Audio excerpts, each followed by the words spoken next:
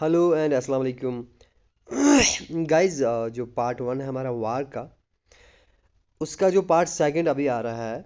ठीक है, क्योंकि बहुत सारे स्टूडेंट्स ने कमेंट्स में लिखा हुआ था कि सर एग्ज़ाम है हमारा समथिंग दिसंबर को, 13 दिसंबर को, तो सर प्लीज़ पार्ट सेकंड दे दीजिएगा। तो ठीक है गाइस, मैंने सोचा कि ठीक है आपका एग्ज़ाम आ रहा है तो मैं क्यों नहीं इस चैप्टर को कंप्लीट ही कर दूँ। तो पार्ट टू हमारा चल रहा है, इस चैप्टर में इंशाल्लाह हम इसको कंप्लीट कर देंगे। तो हमने लास्ट टाइम पढ़ा था, तो हमने यहाँ तक पढ़ा था, पोजिशन इज़ द वर्स। अब ट्रेन के अंदर इनके बीच बात चल रही है कि उनके बेटे जंग में हैं, वो है या नहीं है, होने चाहिए या नहीं होने चाहिए, इस पर डिस्कशन हो रहा है। देन अगला बंदा बोल रहा है, don't you see how my case would be worse than yours. उसे बोल रहा है कि क्या तुझे दिखाई नहीं दे रहा है कि जो मेरा केस है, यानी कि जो मेरा तो एक ही बेटा है, लेकिन ऐसा है कि कितना बुरा है। आपके तो फिर भी दो बेटे हैं, एक चला भी जाएगा, दूसरे के लिए आपको जिंदा रहना पड़ेगा, लेकिन मेरा केस कितना बुरा है आपको समझ में नहीं आ रहा। Nonsense, interrupted another traveler at a fat, red-faced man with bloodshot eyes of the palest grey. अच्छा, दूसरा बंदा बीच में इंटरप्ट करता है। What nonsense is this? दूसरा ट्रैवलर, एक मोटा लाल चेहरा उसका, ब्लड शॉट आइज मीन्स होता है पूरी, मतलब लाल आंखें पूरी। ठीक है, वो आंखें, वो चेहरा उसका कैसा, पेलेस्ट ग्रे। पेलेस्ट ग्रे मीन्स होता है कमजोरी की वजह से बिल्कुल सफेद पड़ जाना चेहरा। उस ऐसे चेहरे वाला इंसान बीच में इंटरप्ट करता है, बोलते बोलते क्या बोलते हैं, व्हाट नॉनसेंस इज दिस, आप क्या बोल रहे हो कि आपका केस इतना बुरा है। अब ये शुरू शुरू हो जाता है बात करना। He was painting. Guys, painting का मतलब होता है जोर जोर से सांस लेना, सांस फूलना, ऐसे करके, ऐसे कर रहा था। From his bulging eyes, bulging होता है गाइज स्वेलोड आइज, यानी कि जो उसकी आंखें सूजी हुई आंखें, मोटी मोटी सूजी हुई आंखें, उसके उन सूजी हुई आंखों से दिख रहा था, seemed to spurt inner violence of an uncontrollable vitality which his weakened body could not hardly contain। कह रही कि उसकी आंखों से ये दिख रहा था कि वो क्या करने की कोशिश कर रहा है, to spurt inner violence of an uncontrolled vitality. ये कहना चाह रहा है कि वो लड़, उसकी आंख से ये दिख रहा था कि जो उसका इनर वायलेंस था, यानी कि अंदर से उसकी क्या थी, यानी कि जो अंदर से वो टूट चुका था ना, अंदर से उसकी आवाज़ थी, वो अनकंट्रोलेबल एक्टिविटी थी, यानी कि वो चाह रहा था कि अंदर से वो दिखाए अपनी क्या, वाइटैलिटी होता है मतलब एक्टिविटी करना, एक अंदर से, एक मतलब जिंदा दिली दिखाना। ठीक है, एक ताकत दिखाना, वो दिखाना। वो क्या थी, वो अनकंट्रोलेबल थी, उसे रोक नहीं पा रहा था उस चीज़ को, वो दिखा रहा था, उसकी आंखों से दिख रहा था कि जो इनर वायलेंस है उसका, यानी कि जो अंदर से उसको टूट चुका था ना, वो, इसको भी इस किस्म की परेशानी थी। लेकिन वो ये दिख, मतलब उससे आंख से दिख रहा था, ये अनकंट्रोलेबल था। वो रोकने की कोशिश कर रहा था, लेकिन अनकंट्रोलेबल था। प्लस उसकी जो बॉडी क्या थी, weekend body could hardly contain. हालांकि उसके बॉडी के अंदर, उसकी कमज़ोर बॉडी के अंदर उतनी ताकत बची भी नहीं थी, लेकिन फिर भी वो जो अनकंट्रोलेबल ताकत जो निकल रही थी ना, वो उसकी आंखों में दिख रहा था कि इसके अंदर एक्चुअली चल क्या रहा है, इसका दिल टूट चुका है, वो दिखाना क्या चाह रहा है, इंसान को दूर से दिख जाता है। ठीक, नॉनसेंस, ही रिपीटेड, दोबारा रिपीट कर रहा है, क्या बोल रहा है, nonsense, trying to cover his mouth with his hand so as to hide the two missing front teeth. अब वो कोशिश कर रहा है कि अपना मुंह ऐसे हाथ से कवर करने की, क्योंकि उसके सामने वाले दो दांत है ही नहीं। ठीक है ना, वो नहीं चाहता कि मेरे सामने वाले दो दांत मतलब नहीं है किसी को दिखे, वो मुंह ऐसे ढकने की हाथ से कोशिश कर रहा होता है। ठीक, nonsense, do we give life to our children for our own benefit. अभी बता रहा है कि क्या हम अपने बच्चों को जिंदगी देते हैं कि अपने फायदे के लिए, क्या अपने फायदे के लिए हमने उनको पाल पोस कर बड़ा करना होता है। The other travellers stared at him in distress. अच्छा, जो बाकी ट्रैवलर्स है, स्टेयर होता है घूरना, वो उस पे मतलब डिस्ट्रेस हो गया, यानी कि मतलब वो क्या हो जाते हैं, परेशान हो जाते हैं उस परेशानी में, या कंफ्यूज हो जाते हैं उस कंफ्यूजन में, उसको घूरने लग जाते हैं।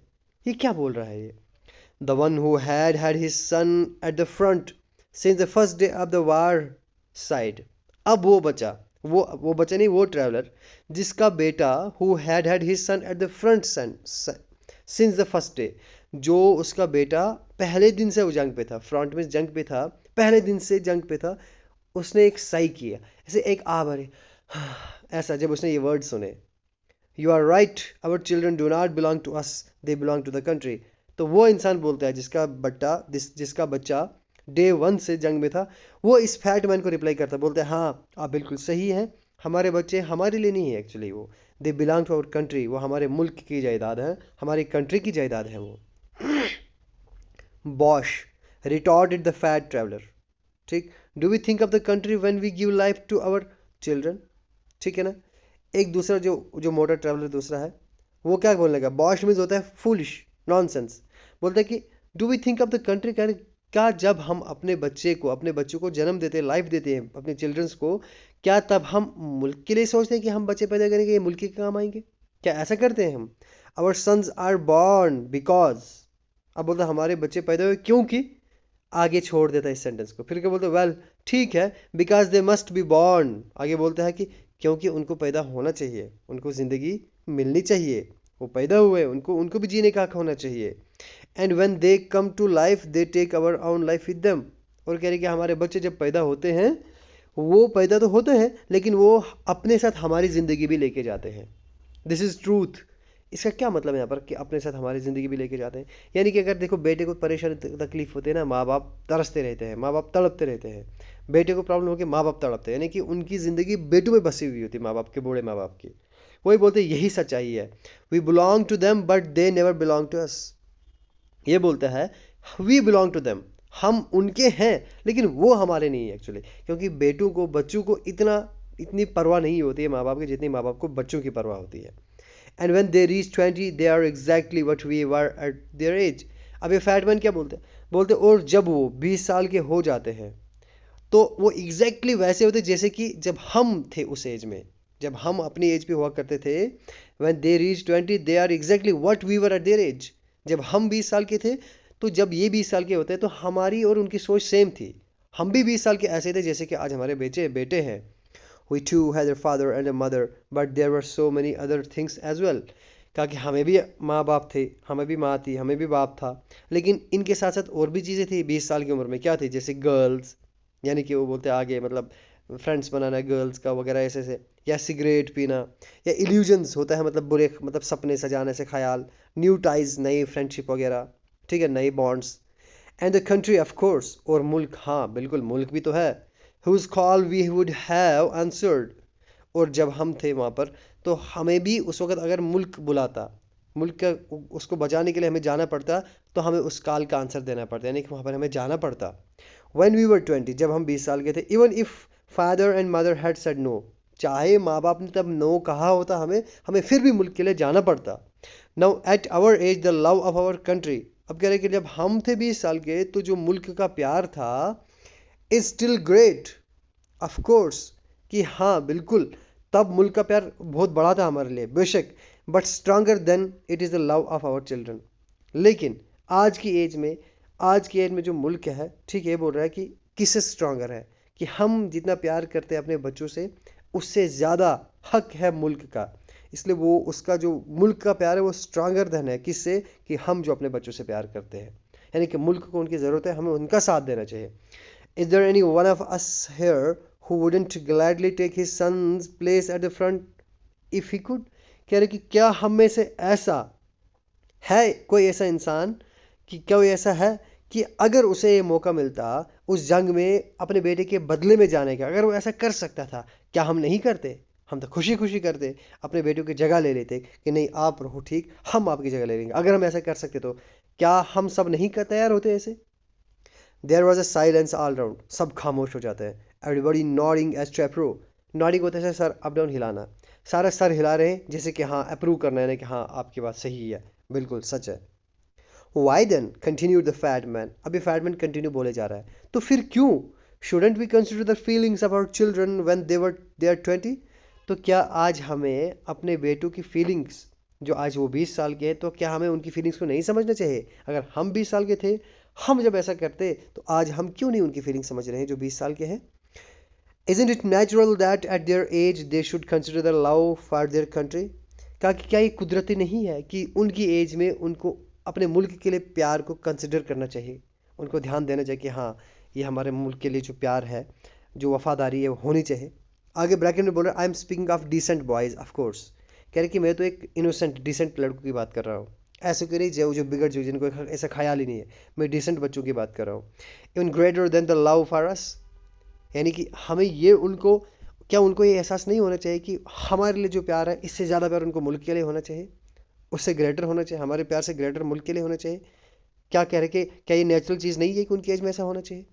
क्वेश्चन पूछ रहे हैं इनसे सबको। Isn't it natural that it should be so? As after all, they must look upon us as upon old boys who cannot move any more and must stay at home. क्या कि उनको ये कह रहे हैं कि क्या उन्हें उनके अंदर ये नेचुरल चीज़ नहीं होनी चाहिए ऐसा कि वो हम पर देखें और उनको ऐसा उन्हें ऐसा लगे कि as upon old boys who cannot move any more. क्या वो उनको ऐसा नहीं सोचना चाहिए कि हम जो है हम बूढ़े हो चुके हैं, हम तो मूव नहीं कर रहे हैं और हमें घर में बैठना चाहिए? क्या उन बच्चों को ऐसा नहीं सोचना चाहिए? ज़रूर ऐसे बच्चों को ये सोचना चाहिए कि हमारे माँ बाप ये बूढ़े हो चुके हैं, अब इनको घर में बैठना चाहिए, ठीक है, रेस्ट करना चाहिए और हम जंग पर जाएंगे। कह रहे कि आज के जो बच्चे हैं 20 साल के, उनको ये सोचना चाहिए। उनके अंदर क्या ये सोच नहीं होनी चाहिए? क्योंकि इन सबको दुख है ना, इनके बेटे इनके बच्चे जंग में गए हुए हैं, अब ये इसको बता रहा है। अब ये खुद भी दुख है क्योंकि इसका बच्चा भी एक्चुअली होता है जंग में, वो मर चुका होता है, वही बता रहा है ये, इसीलिए इसको भी दुख है, ये बता रहा है उस दुख में।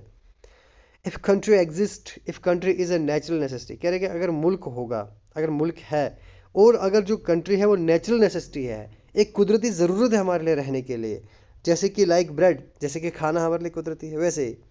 और उस ब्रेड की तरह क्या है, जैसे खाना रोटी है, उस रोटी की तरह, उसकी खाने की तरह, इस रोटी की तरह क्या हमारा मुल्क भी है। Of which each of must eat in order to not die of hunger. इसलिए उस वो मुल्क है, ये मुल्क हमारा क्या है, उस रोटी की तरह, जैसा हम रोटी खा रहे हैं, उसकी एग्जाम्पल क्या देता है यहाँ पर, सिमिली एग्जाम्पल देता है, तशबीह देता है मुल्क को एक रोटी की तरह, कि वो रोटी है जिससे हम खाना खाते हैं, उस रोटी की तरह जिस रोटी से हम सबको थोड़ा थोड़ा खाना चाहिए। यानी कि थोड़ा थोड़ा खाने का मतलब क्या है, हमें पार्टिसिपेट करना चाहिए जंग में, ताकि हम भूख से न मारें, ताकि हम जंग में जाएंगे, पार्टिसिपेट करेंगे, जंग को जीतेंगे और उसके बाद हमारी कंट्री में खुशहाली होगी, ठीक है, हम भूख से न मारें। इसलिए हमें क्या करना है, हमें जाके जंग में उनका साथ देना है, हमें थोड़ा थोड़ा कंट्रीब्यूट करना है। Someday must go to defend it. तो अब कह रहा है कि समबडी मस्ट गो, और किसी ने किसी को तो जाना होगा कंट्री को बचाने के लिए, तभी तो हम बच पाएंगे, तभी तो बाकी लोग बच पाएंगे। एंड आवर सन्स गो, और हमारे बच्चे जाते हैं, when they are 20 and they don't want tears, कि हमारे बच्चे जाते हैं जब वो 20 साल के होते हैं और उनको आंसू पसंद है actually, because if they die inflamed and happy. क्यों नहीं उनको आंसू पसंद है? क्यों कह रहे हैं कि अगर वो मर जाते हैं तो वो मरते हैं किस सूरत में, इनफ्लैम्ड एंड हैप्पी, यानी कि उनके अंदर गर्म खून होता है, ताकतवर होते हैं और खुशी खुशी मरते हैं वो। दोबारा बोल रहे हैं, मैं डिसेंट बॉयज़ की बात कर रहा हूँ, ठीक है। Now if one dies young and happy without having the ugly sides of the life, कह रहे कि अगर अब एक इंसान मरता है, एक हमारा बच्चा मरता है, एक हमारा नौजवान मरता है खुशी की ज़िंदगी, जवानी में मरता है, खुशी से मरता है, हैविंग विदाउट हैविंग, यानी कि उसने ऐसी ज़िंदगी नहीं देखी जिसकी ज़िंदगी में अगली साइड्स थी, यानी कि बुरे साइड्स थे, उसने बुरा हालात नहीं देखे हों ज़िंदगी में, या बोर्डम ऑफ इट, यानी कि ज़िंदगी की जो बोरिंगनेस है वो लाइफ ना देखी हो। द पेटीनेस होता है, यानी कि आप बात करेंगे द बिटरनेस ऑफ डिसिल्यूजन्स, यानी कि द पेटीनेस मतलब होता है ज़िंदगी के वो अदवार, ज़िंदगी के वो दौर जहाँ पर इंसान क्या करता है, कुछ करने की मतलब मन नहीं करता है, ज़िंदगी बोर हो जाती है, ठीक है ना, परेशानी हाल, या मतलब जिसको एक बेमकसद ज़िंदगी हो जाती है। कह रहे कि क्या वो ऐसे मतलब हमारे जो नौजवान है, अगर कोई ऐसा मरे जिसने ये सब ज़िंदगी के बुरे दौर नहीं देखे हों, इस जो बिटरनेस ऑफ डिसइल्यूजन्स, यानी कि डिसइल्यूजन्स होता है कि जब रियलिटी का इंसान को पता चल जाता है ज़िंदगी का, तो जब इंसान को ज़िंदगी का रियलिटी का पता चल जाता है, वो काफ़ी कड़वा होता है, बोलते हैं कि सच कड़वा होता है। इल्यूजन होता है कि वो ख्याल, धोखे वाले ख्याल। डिसइल्यूजन मीन्स इंसान को धोखा हट जाता है, इंसान को हकीकत की ज़िंदगी दिखाई देती है।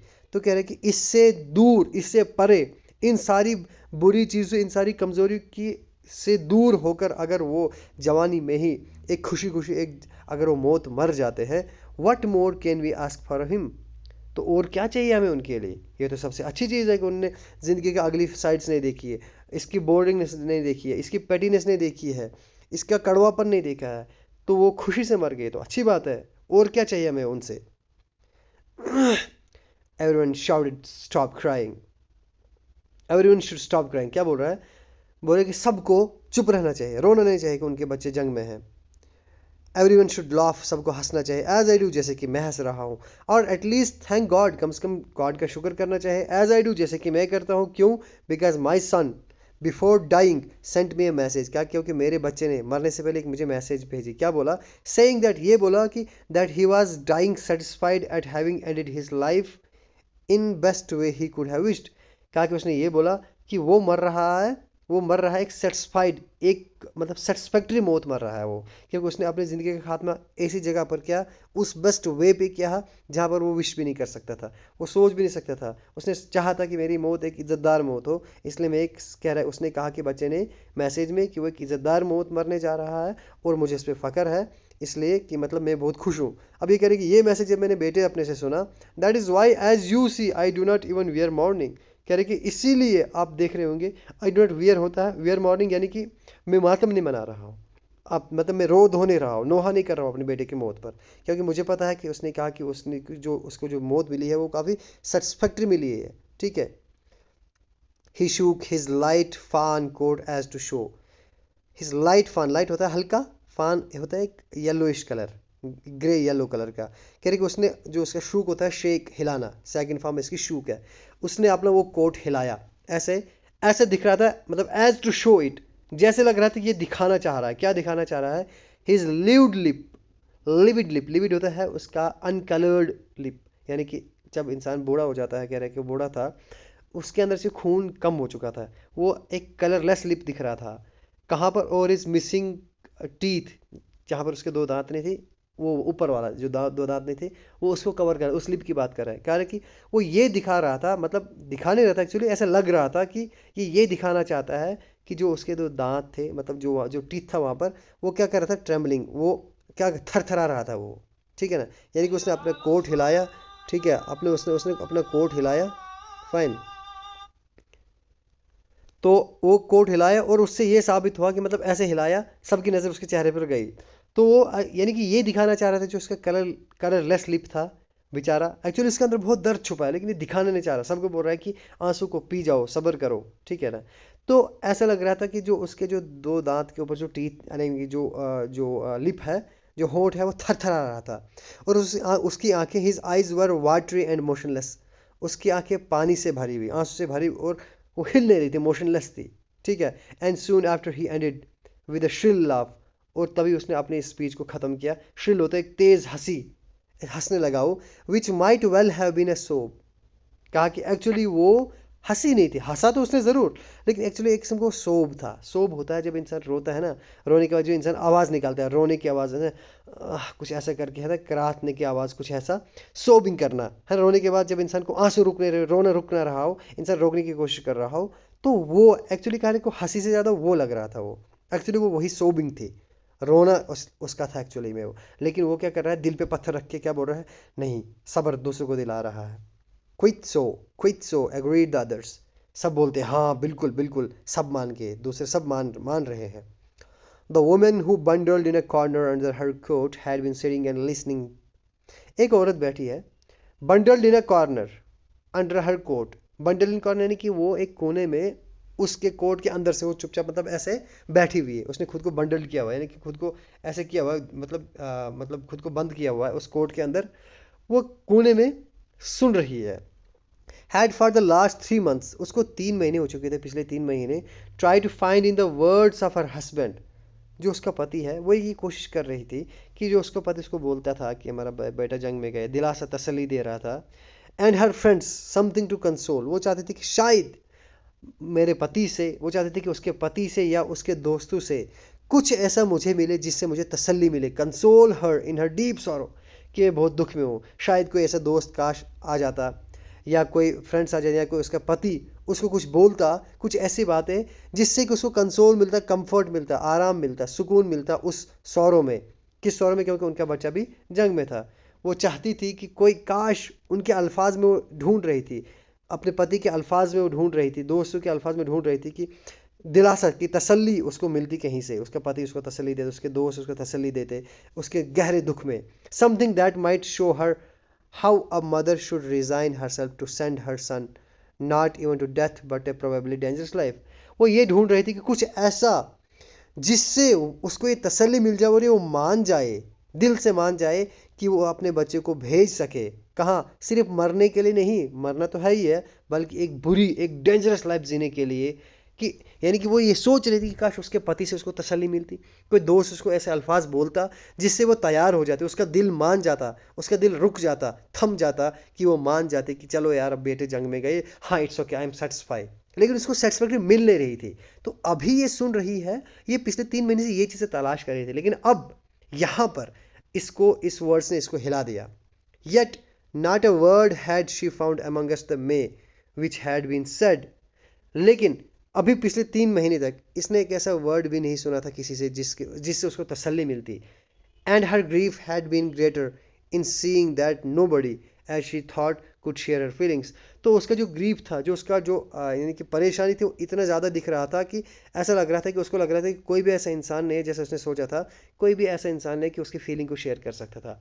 ये बातें सारी क्या है, पिछले 3 महीने से कह रही थी, वो ट्राई कर रही थी, लेकिन उसको लग रहा था कि उसकी परेशानी को कोई नहीं बांट सकता, उसके गम को कोई कम नहीं कर सकता, कोई ऐसे अल्फाज नहीं है जो उसको तसल्ली दे सके।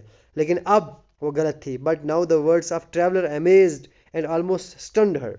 लेकिन इस ट्रैवलर के अब जो वर्ड्स थे उसने उसको हैरान कर दिया, इवन के शॉक में रख डाल दिया।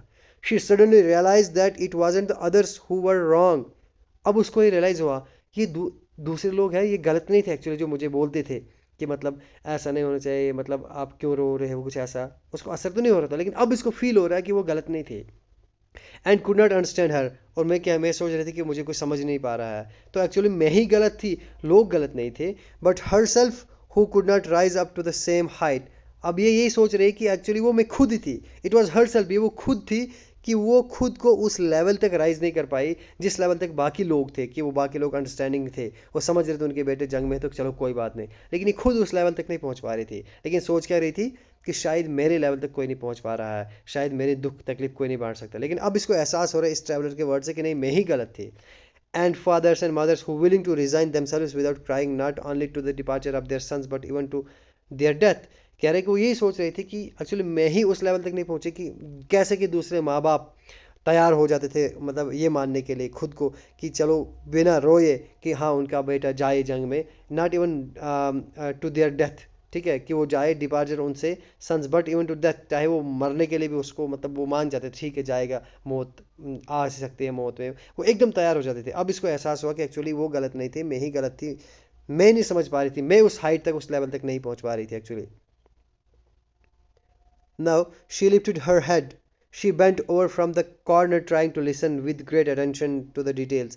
अब उसने अपना सर उठाया ऐसे, थोड़ा आगे झुक के उस कॉर्नर के ऊपर से ऐसे, उस सुनने के लिए बड़ी ग्रेट अटेंशन से सुन रही है पूरी details. Which the fat man was giving to his companion about the way his son had fallen as a hero. अब वो बता रहा है उनको कि उसका बेटा कैसे मर गया, कैसे फॉलन एज ए हीरो की तरह जंग में, वो सुन रही है सारी चीज़ें। ठीक। For his king and his country, कैसे मुल्क के लिए और राजा के लिए उसने अपनी जान दे दी, वो किसी उनको बता रहा था, वो बड़े ध्यान से सुन रही थी। हैप्पी एंड विदाउट रिग्रेट, खुशी से मर गया वो और बिना पछतावे के उसने एक शान से जान दे दी। It seem to her that she had stumbled into a world she had never dreamed of. अब इसको ऐसा लग रहा था, इस औरत को ऐसा लग रहा था कि स्टम्बल्ड हो गया, टू फॉल इन, यानी कि वो एक ऐसी दुनिया में आके गिर चुकी है, एक दुनिया में जिसने उस दुनिया का कभी सोचा भी नहीं था कि ऐसा भी लोग होते हैं, ऐसा भी लोग सोचा करते हैं। A world so far unknown to her and she was so please to hear everyone joining in congratulating that. और एक ऐसी दुनिया जिसके बारे में इसको पता भी नहीं था, और वो बहुत खुश थी, बहुत खुश होने की हर एक इंसान उससे मिल रहा है, ज्वाइन कर रहा है उस फैट मैन को, उसको कंग्रेचुलेशन कर रहे हैं कि किसके लिए, कि जो that brave father who could so stoically speak of his child's death, कि एक ऐसा बाप जो बिना किसी स्टोइक के लिए होता है, यानी कि शांति से, दुख को छुपाकर शांति से अपने बच्चे की मौत के बारे में बता रहा हो। वो परेशान हो गई कि क्या चीज़ है उसके अंदर सब्र किए हुए है। Then suddenly, just as if she had heard nothing of what had been said and almost as if waking up from a dream, she turned to the old man asking him. Then अचानक से ये औरत क्या कर रही है, ऐसा मतलब जैसे किसी ने कुछ सुना ही नहीं था अभी तक क्या हो रहा था, ऐसा लग रहा था लगभग ये अभी जागी है किसी सपने से। ठीक है, ऐसा लग रहा था अभी तक इसने कुछ भी नहीं सुना, अभी ये सपने से जागी है। और उस आदमी को बोलती है, क्या बोलती है, then is your son really dead, क्या आपका बच्चा सच में मर गया है। अच्छा देखो, इतनी बात चल रही है, बीच में बोल रही है 1 घंटे के बाद, क्या आपका बेटा सच में मर गया इतनी दुख तकलीफ में। एवरीबॉडी स्टेयर्ड हर, सब उसके ऊपर घूरने लग जाते हैं। The old man to turn to look at her, वो ओल्ड मैन भी घूमता है, उसको देखने लग जाता है। यार अभी तक क्या सुना रहा था मैं, है ना, पूरी कहानी पूरी सुना दी और रोने पे बेचारा आ रहा है चीज़ें, लेकिन वो समझा रहा है कि मेरा बेटा मर गया। इसे बोल रही दोबारा से, क्या आपका बेटा सच में मर गया। Fixing his great bulging horribly watery light grey eyes, वो क्या कर रहा है, वो देख रहा है अपने उन आंखों से, सूजी हुई आंखों से, हॉरिबली वाटर, आंसू से भरपूर, वो हल्की, है ना, वो सफ़ेद आंखें, ग्रे आंखें, खून की कमी की वजह से, कमज़ोरी की वजह से, डीप इन हर फेस, उनके उसके चेहरे पर गहराई से देखने लग जाता है वो, उसके चेहरे पर फिक्स करता है, लगातार घूरने लगता है। For some little time he try to answer, कुछ टाइम के लिए उसने कोशिश की आंसर देने की, बट वर्ड्स फेल्ड हिम, लेकिन उसके अल्फाज नहीं आए जुबान तक दोबारा बोले कि हाँ मेरा बेटा मर गया है, उसको अल्फाज नहीं आने लगे। he looked and looked at her, वो देखता गया, उस पर देखता गया, almost as if only then, at that silly incongruous question, he had suddenly realized at last, तो ही लुक उस पर देखता है, और जब यहाँ तक कि उसको लगभग वो ये देखता है कि ओनली देन, ऐसा उसको लगभग उसको ऐसा ये लगा कि एट दैट सिली इनकॉर्जियस, सिली होता है बेवकूफ़ बेहुदा, इनकॉर्जियस होता है वो सवाल जहाँ पर जो सवाल नहीं पूछना चाहिए था, उसको इस बेहुदा, इस सिली और इनकॉग्रियस क्वेश्चन से ये रियलाइज़ हुआ, अचानक उसको ये फील हुआ कि यार वाकई उसका बेटा सच में मर चुका है। उसको ये तब एहसास दोबारा होता है, उसका बेटा सच में मर चुका है, टूट जाता है वो। गॉन फॉर एवर, और हमेशा के लिए वो जा चुका है। हिज फेस कंट्रैक्टेड, उसका चेहरा छोटा हो गया, बिकेम हॉरिबली डिस्टॉर्टेड, उसका चेहरा बुरी तरह से बदल गया, उसका चेहरे का रंग उड़ गया, चेहरा ही बदल गया। Then he snatched his haste then he snatched his in a haste handkerchief from his pocket, फिर उसने क्या किया, जल्दी से हेस्ट हो गया, जल्दी से उसने क्या किया, अपने उस पॉकेट से, जेब से एक रुमाल निकाली। To the amazement of every one broke into harrowing, तो उसने जब रुमाल निकाले आंसू पोंछने के लिए, तो सबको, यानी कि अमेजमेंट ऑफ एवरी, यानी कि हम अगर बाकी लोगों की हम बात करेंगे तो सब के सब मतलब एक हैरान कौन सा मामला वहाँ पर हो गया, सब के सब किस में होने लगे, broke into harrowing, harrowing, heart running uncontrollable सोब्स।